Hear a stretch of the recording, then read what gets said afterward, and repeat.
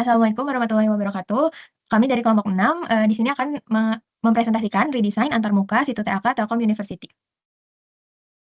Dimulai dari perkenalan, dan di sini yang akan kita presentasikan sebelumnya, mohon maaf, ya di sini ada 2 bagian yang akan kita presentasikan. Lalu selanjutnya perkenalkan, nama saya Sasani Azahra dengan NIM 1030 1240 0178. Saya Rachel Eni Mahkota Solid dengan NIM 1030 1240 0282. Saya Samuel Mulya dengan NIM 1030 124 00021. Saya Tiga Fareli dengan NIM 1030124004004114. Saya Tafati Murtada dengan NIM 103012400397. Oke, di sini saya akan menjelaskan proses desain antarmuka situ TAK untuk step 1 dan step 2. Nah, step 1 adalah analisis dan evaluasi internal. Kelompok melakukan evaluasi mandiri terhadap situ TAK sebelum melibatkan responden. Kami ada 5 poin, yaitu yang pertama ada permasalahan produk. Situ TAK dirancang untuk digitalisasi pengajuan poin kegiatan kemahasiswaan, namun ditemukan hambatan UX yang signifikan dalam penggunaan sehari-hari. Lalu ada user goals dan motivation. Mahasiswa ingin mengajukan poin kegiatan dengan mudah dan cepat tanpa kebingungan guna memenuhi syarat kelulusan. Lalu, untuk situasi pengguna sering menghadapi error saat menyimpan, kebingungan drop-down kategorisasi, dan keterbatasan tampilan di perangkat mobile. Lalu, user goals dan problem solution fit motivation, situ TAK memecahkan masalah manual, namun UI UX belum optimal. Kelompok mengidentifikasi gap antara desain sistem dan ekspektasi pengguna nyata melalui evaluasi heuristik Nielsen. Untuk dokumentasi proses, seluruh tahapan didokumentasikan. Screenshot kondisi awal, pemetaan masalah per fitur, diskusi kelompok, dan penyusunan poin permasalahan sistematis yang menjadi dasar perbaikan. Lalu untuk step 2, analisis dan evaluasi dengan responden. Di sini kami melakukan evaluasi survei terhadap 8 mahasiswa aktif Telkom University lintas program studi. Dan ditemukan 100% pernah mengalami error saat menyimpan data TAK. 80% bingung dengan drop-down jenis kategori dan kegiatan. Lalu 40% akses biasanya menggunakan via smart mode dengan tampilan berantakan. Lalu 8 responden mahasiswa aktif lintas prodi. Nah, yang poin-poin yang kita dapatkan dari responden yaitu error tidak ada pesan yang jelas. Lalu label drop-down tidak informatif. File sertifikat lebih besar dari 2 MB ditolak tanpa panduan. Tidak ada notifikasi status pengajuan. Tombol terlalu kecil di mobile. Lalu untuk perbandingan step 1 dan step 2, evaluasi internal terkonfirmasi oleh data responden nyata. User goals dan pain points sejalan. Sistem perlu redesign. UX menyeluruh terutama pada formulir pengajuan dan feedback sistem. Baik, selanjutnya kita masuk ke dalam step 3, yaitu pendefinisian persona. Berdasarkan hasil survei, kelompok mendefinisikan satu persona utama pengguna situ TAK. Di sini ada Karina Putri sebagai pengguna situ TAK dengan program studi MBTI semester 6, usia 21 tahun dengan gender perempuan. Karina adalah mahasiswi semester 6 yang aktif mengikuti kegiatan kampus seperti seminar, workshop, dan kepanitiaan. Ia biasanya menggunakan website situ TAK untuk menginput atau mengecek TAK. Behaviornya di sini, biasanya Karina membuka website melalui laptop atau smartphone. Tidak menggunakan sistem TAK secara rutin, tidak langsung menginput kegiatan setelah mengikuti suatu acara. Motivasinya ingin memastikan kegiatan kampus yang diikuti Karina tercatat dan diakui secara resmi oleh universitas. Tidak ingin mengalami hambatan administrasi karena kekurangan poin TAK, lalu ingin memastikan semua persyaratan administrasi akademik terpenuhi sebelum masa kelulusan. Lalu, goals Karina di sini adalah menginput semua kegiatan yang pernah diikuti agar tercatat secara resmi dalam sistem TAK. Lalu, Karina juga memastikan jumlah poin TAK yang dimiliki sudah mencukupi untuk memenuhi syarat akademik. Dan terakhir, menggunakan data kegiatan sebagai pendukung dokumen seperti SKPI. Skill Karina di sini adalah tingkat literasi digital menengah. Lalu ada mampu mengunggah dokumen digital seperti sertifikat kegiatan. Selanjutnya ada terbiasa menggunakan sistem informasi akademik berbasis web. Lalu, tasknya adalah input kegiatan TAK, unggah dokumen sertifikat, cek jumlah poin TAK, lihat riwayat kegiatan, dan unduh atau ekspor data kegiatan. Frustrations-nya di sini, Karina terkadang lupa alur penggunaan sistem. Lalu, Karina juga sering bingung dalam memilih kategori kegiatan. Dan Karina kadang terhambat karena batas ukuran sel saat mengunggah sertifikat. Dan terakhir, ada penjelasan status pengajuan yang kurang detail. Selanjutnya, kita masuk ke dalam step 4 dan 5. Proses bisnis, requirements, dan mental model. Pada laporan 2 menetapkan fondasi konseptual desain antarmuka situ TAK. Yang pertama, ada proses bisnis situ TAK. Alur pengajuan TAK itu login, isi form data kegiatan, upload sertifikat, lalu kita memasukkan kategorisasi, submit, dan nanti akan divalidasi oleh admin. Jika poin akan disetujui atau ditolak. Setiap note dipetakan dengan input-output data yang diperlukan. Selanjutnya ada requirement system. Kebutuhan fungsionalnya adalah formulir multi-step, validasi real-time, upload file, notifikasi status, lalu kebutuhan non-fungsionalnya ada responsive, mobile first, ada loading yang kurang dari 3 detik, dan aksesibilitas WCAG 2.1. Lalu mental model dan gap analisisnya, pengguna menganalogikan situ TAK sebagai buku tabungan kegiatan digital. Gap ditemukan antara mental model pengguna atau ekspektasi cepat dan jelas versus sistem aktual atau membingungkan feedback yang minim. 4 aktivitas utama dipetakan menjadi pengajuan, pengecekan status, perbaikan data, dan pengunduhan SKPI. Lalu di sini ada HTA atau Hierarchical Types Analysis. Diagram HTS itu TAK mencakup 3 level dekomposisi. Yang pertama ada goal, yang kedua ada sub-goal, yang ketiga ada task, dan selanjutnya yang terakhir ada sub-task. Contohnya, goal-nya adalah ajukan TAK. Lalu berarti setelah itu akan isi form data kegiatan, pilih jenis kategori, upload bukti, submit, menjadi referensi desain navigasi dan informasi arsitektur. Selanjutnya, ini adalah gambar dari diagram HTA. Kemudian masuk ke step 5 yaitu konseptual model dan desain standar. Fondasial, visual, dan interaksi dirancang sebelum masuk ke mockup. Yang pertama yaitu ada konseptual model, metafor utama, buku tabungan kegiatan digital, objek sistem, terbagi menjadi 4 yaitu pengajuan sama dengan setoran, poin TK sama dengan saldo, riwayat sama dengan buku mutasi, SKPI sama dengan sertifikat tabungan. Alur navigasi yaitu alurnya dashboard, form, upload, review, konfirmasi. Aspek 3 dan 4, UI control dan user task. Color palette dan tipografi, warna utamanya yaitu biru Telkom. Kodenya yaitu pagar 003366. Warna sekundernya yaitu teal dan abu netral. Fontnya itu inter untuk teks UI-nya. Ukurannya 14 sampai 16. Bodinya yaitu 18 sampai 24. Heading spacing-nya 8 pixel, grid system. Padding internal card-nya 16 pixel, margin antar section-nya 24 pixel. Prinsip desain UI-nya yaitu ada 10. Yang pertama, visibility of system status. Yang kedua, match between system and real world. Yang ketiga, user control and freedom. Yang keempat, consistency and standards.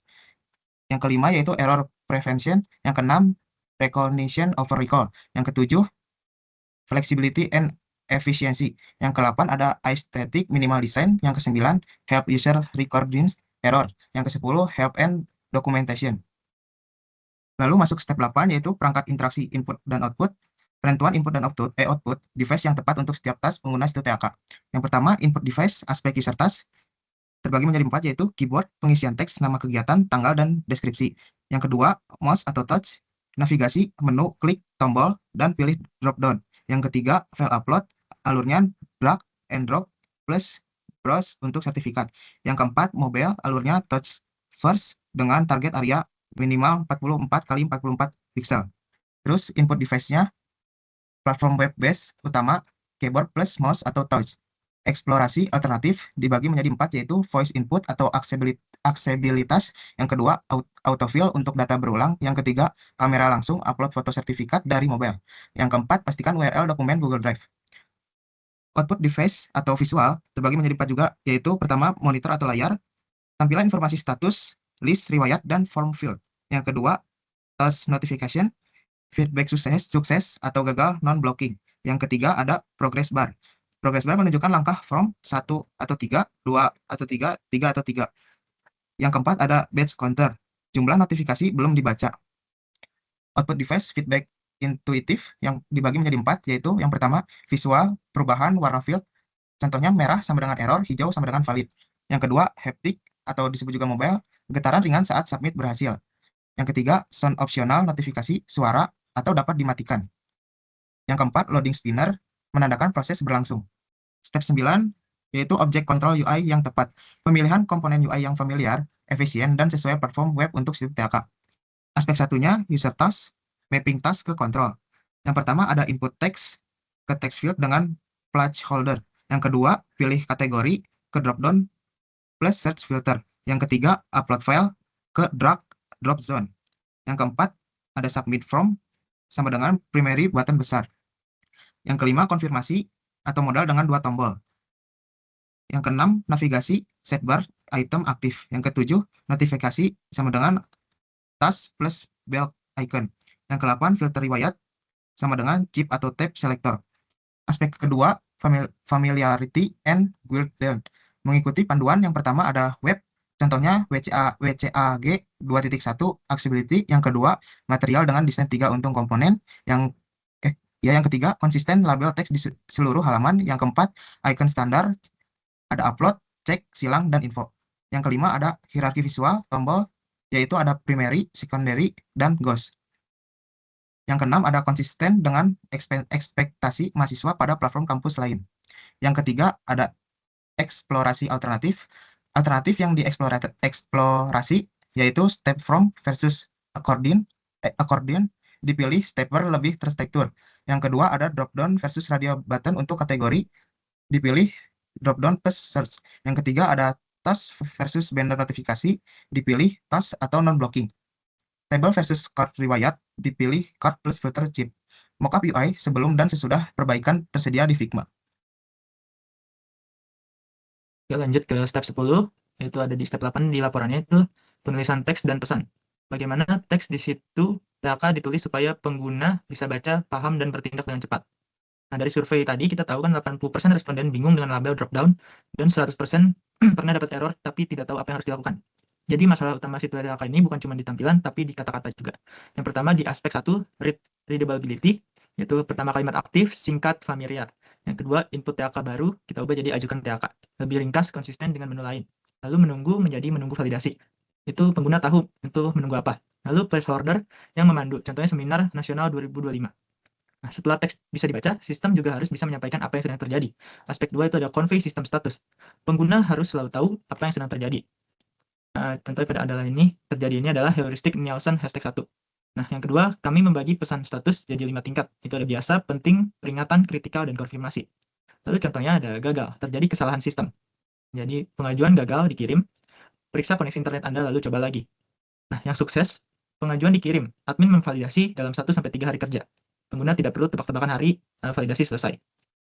Selain status, teks pada setiap elemen UI juga perlu disesuaikan dengan fungsinya, yaitu pada aspek 3 dan 4, UI control dan user task. Tombol pakai kata kerja aktif maksimal 20-25 karakter. Nah, seperti batal, kita ubah menjadi simpan, draft, dan keluar. Pengguna tahu progresnya tidak akan hilang. Lalu breadcrumb, itu situ TAK riwayat menjadi situ TAK riwayat TAK, lalu semua pengajuan. Nah, setelah itu yang keempat, help text langsung di bawah field yang kompleks. Lalu terakhir, setiap teks penting kami eksplorasi beberapa alternatif sebelum dipilih. Yaitu aspek kelima, eksplorasi mikrocopy.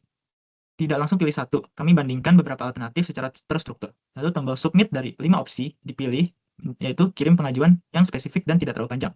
Lalu label kategori yang semua pakai kata jenis diganti dengan kategori kegiatan, tipe kegiatan, dan skala kegiatan. Ya, lanjut ke step 11, yaitu ada di step 9 pada laporan, feedback, assistance, dan guidance.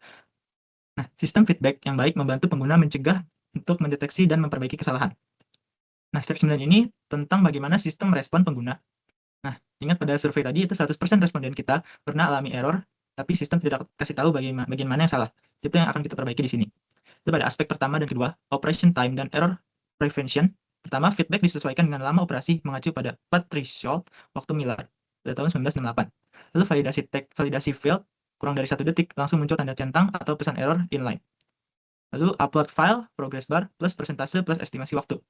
Saat loading, skeleton screen pengguna tidak mengira sistem hang. Lalu tombol submit otomatis disable dan berubah menjadi mengirim. Saat diproses mencegah double submit. Selain soal waktu, sistem juga harus aktif mencegah kesalahan sebelum terjadi. Itu ada tombol lanjut dinonaktifkan selama ada field wajib yang kosong. Konfirmasi wajib sebelum hapus, keluar form, atau submit final. Batas ukuran file ditampilkan sejak awal, bukan baru muncul saat gagal upload. Tapi kalau error sudah terjadi, sistem harus bantu pengguna menemukannya. Maka ada aspek ketiga, itu detection dan correction. Field bermasalah ditandai merah, plus icon tanda seru. Pengguna langsung tahu di mana kesalahannya. Pesan error spesifik dan actionable. Bukan, input tidak valid, tapi format tanggal harus dd strip garis miring garis miring 4y. Lalu ringkasan semua error muncul di atas form sebelum submit, tidak perlu skor satu persatu. Data yang sudah diisi tidak hilang saat error, tidak perlu diisi ulang dari awal. Lalu fitur unduh 5 detik via toast dengan tombol batal untuk aksi tertentu. Dan terakhir, pengguna juga perlu tersedia bantuan kapanpun dibutuhkan, sehingga aspek 4 dan 5 dibutuhkan, itu ada assistance dan eksplorasi alternatif. Bantuan tersedia dalam 3 jenis, yaitu contextual, tooltip, task-oriented, panduan langkah, dan reference, FAQ. Lalu, tooltip tiap field berisi deskripsi lengkap, plus contoh konkret, bukan sekedar icon kosong. Tutorial otomatis muncul untuk pengguna baru, guided tour 5 langkah yang bisa dilewati. Lalu, proactive assistance, sistem beri peringatan jika poin kurang dari 50%, dan deadline yudisium kurang dari 60 hari. Nah, semua pendekatan ini kami eksplorasi dulu sebelum dipilih. Seperti feedback submit, dipilih post, dan redirect otomatis ke riwayat. Tidak mengganggu, tapi memberi orientasi. Lalu validasi form, dipilih inline error saat blur atau on blur. Sesuai reset Rob Leoxy. Lalu guidance, pengguna baru, dipilih tool, tip, overlay guided tour, non-blocking bisa dilewati. Masuk ke bagian B, yaitu paper prototyping dan storyboard. pengertian paper prototyping dan storyboard. Keduanya adalah metode desain berbasis visualisasi manual sebelum masuk ke digital mockup. Yang pertama yaitu paper prototyping, yaitu mockup desain antarmuka yang digambar di atas kertas untuk mempresentasikan tampilan layar sebelum dibuat secara digital. Tujuannya yaitu yang pertama mengeksplorasi ide cepat tanpa batasan teknis, kedua feedback awal dari pengguna atau anggota tim, ketiga yaitu iterasi desain dengan biaya nol, keempat yaitu identifikasi masalah alur sebelum coding. Dalam proyek ini, setiap screen utama situ TAK digambar manual per step, mencangkup layout, komponen, dan alur navigasi antar halaman. Yang kedua yaitu storyboard. Storyboard sendiri yaitu sekuens gambar visual yang menggambarkan alur penggunaan produk oleh pengguna dalam konteks nyata. Tujuannya yaitu memahami konteks dan situasi pengguna, memvisualisasikan skenario pengguna end-to-end, mengkomunikasikan ide desain kepada tim, memastikan desain menjawab kebutuhan nyata persona. Dalam proyek ini, storyboard dirancang mengikuti persona Karina dalam skenario pengajuan TAK dari awal hingga mendapatkan konfirmasi status. Paper prototyping, iterasi per step, dari step 1 sampai step 9. Sketsa tangan dibuat untuk setiap tahapan desain, lalu diiterasikan berdasarkan feedback tim. Step 1-2 yaitu analisis dan survei, sketsa form survei dan peta poin-poin pengguna. Step 3 yaitu persona, kartu persona visual dengan foto, goals, frustasi. Step 4 sampai 5 yaitu bisnis dan model, diagram proses bisnis, HTA, konseptual model di kertas. Step 5 yaitu desain standar, palet warna, tipografi, spacing, layout di kertas. Step 7 sampai 8 yaitu menu dan navigasi, sketsa sidebar, diagram navigasi antar screen. Step 7 yaitu Windows type, sketsa model, DOS, full window per komponen. Step 8 input dan output, sketsa device interaction, feedback visual dan optik. Step 9 object control UI, sketsa komponen yaitu stepper, drop down, drag drop zone. Step 10 dan 11 text dan feedback, sketsa microcopy, pesan error, tooltip, guidance. Storyboard, skenario pengguna situ TAK. Storyboard merekam perjalanan pengguna yaitu persona Ayu dari awal hingga pengajuan berhasil. 1. Situasi awal, Ayu mendapatkan pengingat dari teman bahwa deadline TAK semester ini tinggal 2 minggu. Ia buka laptop dan akses situ TAK. 2. Login dan dashboard. Ayu login dengan SSO Telkom. Dashboard menampilkan saldo poin TAK saat ini dan tombol ajukan TAK baru yang jelas. 3. Isi form. Ayu mengisi form multi-step yaitu nama kegiatan, tanggal, deskripsi. Validasi real time membantu tanpa harus submit dulu. Step 4 yaitu upload sertifikat. Ayu drop file PDF sertifikat. Sistem menampilkan preview dan mengkonfirmasi ukuran file aman, yaitu di bawah 2 MB. 5. Review dan submit. Ayu mereview semua data di halaman konfirmasi, lalu klik kirim pengajuan. Muncul tos pengajuan berhasil dikirim. 6. Notifikasi status. Keesokan harinya, Ayu mendapatkan notifikasi TAK Anda disetujui poin bertambah 3. Ia cek riwayat dan download SKPI. Proses iterasi, paper prototype ke mockup digital. Alur iterasi desain kelompok dari sketsa tangan hingga mockup Figma final. 1. Identifikasi masalah, hasil survei dan evaluasi internal sebagai dasar. 2. Sketsa paper prototype, gambar manual tiap screen per step. 3. Diskusi kelompok, identifikasi perbaikan. 4. Revisi sketsa, upload sketsa berdasarkan masukan. 5. Digitalisasi Figma, implementasi ke mockup digital hi-fi. Hasil iterasi, setiap screen mengalami minimal 2 putaran iterasi. Perubahan signifikan terjadi pada alur form multi-step, awalnya single page. Label dropdown yang awalnya kode diubah ke bahasa Indonesia. Dan mekanisme upload awalnya hanya tombol browse ditambah drag drop. Mockup Figma final mencerminkan seluruh pelajaran dari paper prototype. Nah, setelah itu berikut adalah presentasi dari kami. Selanjutnya kami akan memperlihatkan hasil Figma kami yang paling terakhir. Nah, di sini ada tampilan untuk dashboard dari TAK yang baru yang kita revisi. Lalu selanjutnya ada untuk ajukan TAK, ini untuk bagian konfirmasinya. Seperti ini. Lalu selanjutnya ada unggah bukti. Nah, kami ubah seperti ini. Lalu selanjutnya ada revisi form input. Selanjutnya untuk isi form input yang pertama, lalu selanjutnya untuk notifikasi status. Selanjutnya ada untuk melihat riwayat TAK, yaitu seperti ini. Lalu selanjutnya ada alasan penolakan, kami membuat ada alasan mengapa pengajuan ditolak. Jadi kami tahu apa yang harus kita perbaiki. Selanjutnya ada revisi error untuk submit gagal dan untuk pengaturan notifikasi. Sekian dari kami, mohon maaf apabila ada kesalahan. Wassalamualaikum warahmatullahi wabarakatuh.